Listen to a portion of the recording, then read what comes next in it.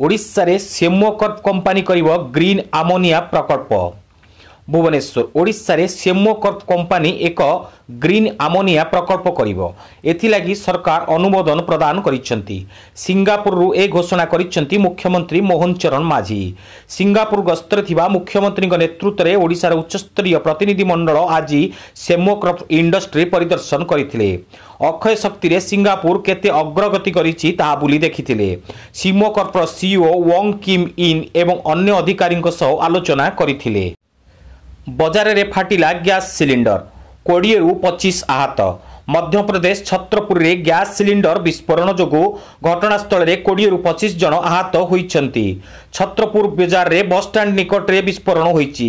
घटना परे दमकल विभाग पहुंचिछि। आहतों को हॉस्पिटल रे भर्ती करा जाइछि। एमानक मध्यरु किछिकु छत्रपुर रेफर करा जाइछि।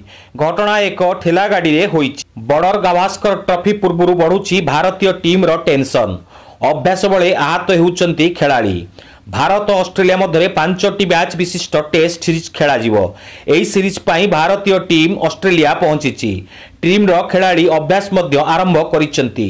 अभ्यास करिबा समय आहत होइचंती भारतीय टीम रो अनेक खेलाड़ी। एमाने सीरीज रो प्रथम मैच मिस करि पारंती बोली खबर मिलुची।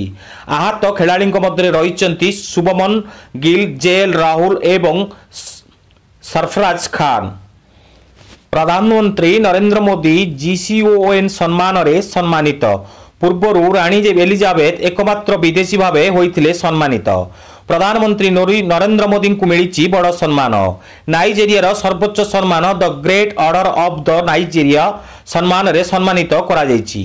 मोदी को विदेश रु मिलिथिबा 17तम अंतरराष्ट्रीय पुरस्कार। तेबे पूर्व रानी एलिजाबेथ एकमात्र विदेश भावे 1969 मसीह रे किट ओ किस प्रतिष्ठाता अच्युत सामंत को FIVB सर्वोच्च सम्मान ग्रांड क्रॉस सम्मान प्रदान। किट ओ किस प्रतिष्ठाता अच्युत सामंत को अंतर्जातीय वॉलीबॉल फेडरेशन सर्वोच्च सम्मान ग्रांड क्रॉस सम्मान प्रदान करा जायछि।